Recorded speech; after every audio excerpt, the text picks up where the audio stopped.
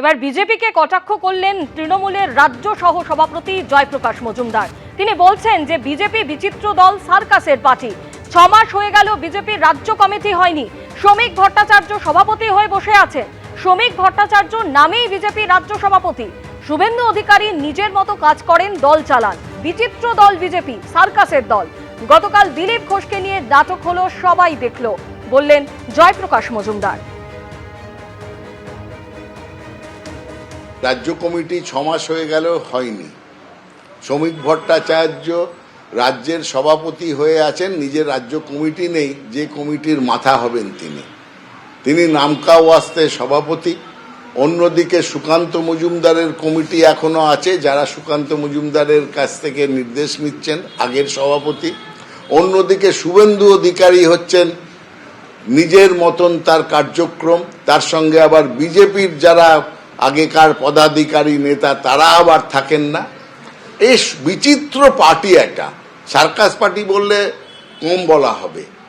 আর তার উপরে অমিত শাহ এসে বলে যাচ্ছেন এত পাবো, অত পাবো, এই দেখবো, ওই করব, সরকার করব, ইত্যাদি ইত্যাদি।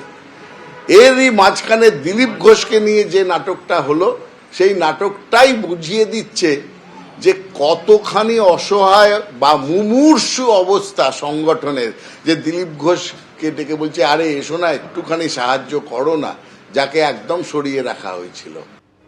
জয়প্রকাশ মজুমদার কি বললেন আপনারা শুনলেন। তিনি বলছেন যে বিজেপি বিচিত্র দল, সার্কাসের পার্টি। 6 মাস হয়ে গেল বিজেপির রাজ্য কমিটি হয়নি।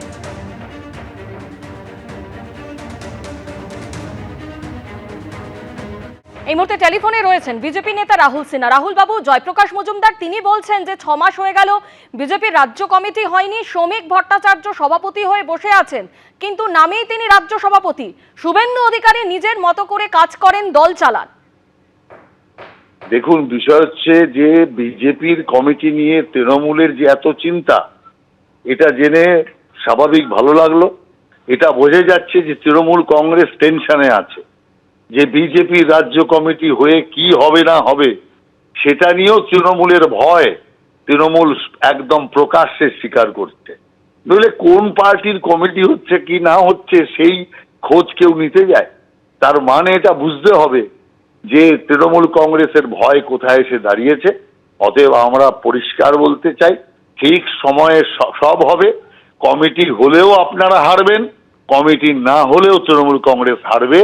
অতএব এইবার তৃণমূল কংগ্রেসের হার ছাড়া আর কোনো রাস্তা নেই।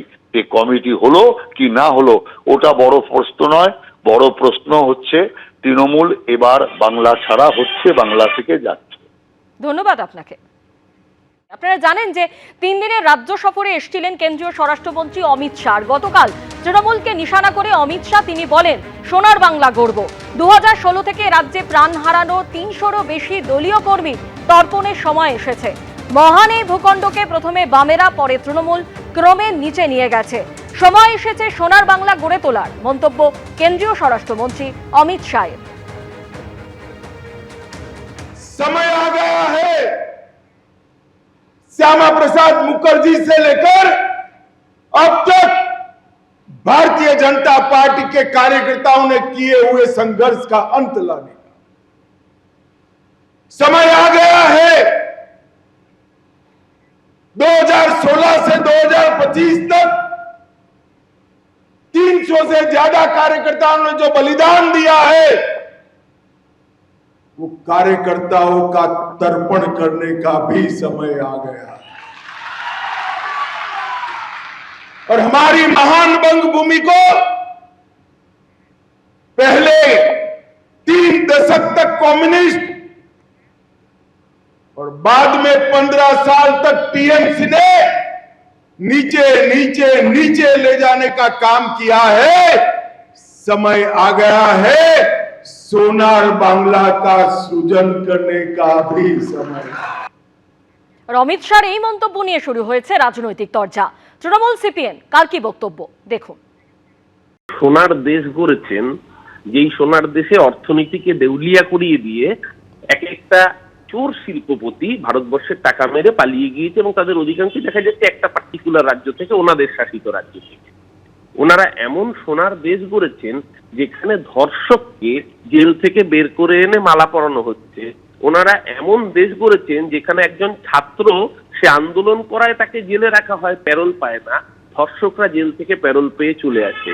ওনারা এমন রাজত্ব, সোনার রাজত্ব গড়েছেন যেখানে বাংলা ভাষায় কথা বলার অপরাধে পিটিয়ে খুন করে দেওয়া হচ্ছে, যেখানে সন্তান সম্ভবা মাকে, সে বাঙালি, বাংলা ভাষায় কথা বলে, ভারতীয় নাগরিক, তাকে গায়ের জোরে বাংলাদেশে পাঠিয়ে দিয়ে জান্ত উল্লাস করা হচ্ছে। ওনারা এমন সোনার রাজত্ব গড়েছেন যে এদেশের বুকে একটা অঙ্গরাজ্যকে তার ন্যায্য প্রাপ্য বরাদ্দ থেকে বঞ্চিত করে সেটা নিয়ে উল্লাস করছেন, আর গরিব মানুষ না খেতে পেয়ে অবস্থায় রয়েছেন, সেই টাকা আটকে দিয়ে তারা করছেন ও জল্লাদের উল্লাস মঞ্চে হাসছেন। স্বাভাবিকভাবেই বাংলা এগুলো প্রতিটা লক্ষ্য করেছে, কারণ বাংলার একটা নিজস্ব কৃষ্টি সংস্কৃতি আছে। সেই বাংলার সংস্কৃতির উপর, কৃষ্টির উপর আঘাত করেছেন রবীন্দ্রনাথ ঠাকুরকে গালিগালাজ করে, বিবেকানন্দকে গালিগালাজ করে, ঈশ্বরচন্দ্র বিদ্যাসাগরের মূর্তিকে ভাঙচুর করে, রাজা রামমোহন রায়কে গালিগালাজ করে। অমিত শাহ অথবা মমতা ব্যানার্জি হয় ছেলে নয় ভাইপো, তাদের জন্যই রাজনীতি করছেন, প্রায় সবাই বুঝে গেছে। ওরাই সব নীতি কথা বলবেন, ভালো ভালো কথা বলবেন। বাম আমল ওদের ভয়ের কারণ থাকবে, আরএসএস এর কাছে মূল বিপদ কমিউনিস্টরা, নিয়ে কোনো সন্দেহ নেই। কিন্তু আমি বলছি বাংলাকে গত 15 বছরে তো ধ্বংস করা হয়েছে, নিয়ে কোনো সন্দেহ নেই। উনি কি সোনার বাংলা করবেন, যেমন সোনার ত্রিপুরা করেছেন? সব অপদার্থের মতো কথা বলার মানে আছে নাকি কিছু? ওরা পশ্চিমবাংলাকে আরো বেশি বিপদে ফেলতে চায়, 1, 2। মানুষ যখন তৃণমূলের থেকে পরিত্রাণ পেতে চাইছে তখন ওরা বলেছিল যে আমরা দেব পরিত্রাণ, মানুষ বুঝে গেছে তাদের ডবল ঠকানো হচ্ছে। আপনি বাইরের রাজ্যের দিকে তাকালে বুঝতে পারবেন যে বিজেপি শাসিত রাজ্যগুলোতে হাল কি। ওরা সোনার বাংলা করবেন। এবিপি আনন্দ, এগিয়ে থাকে, এগিয়ে রাখে।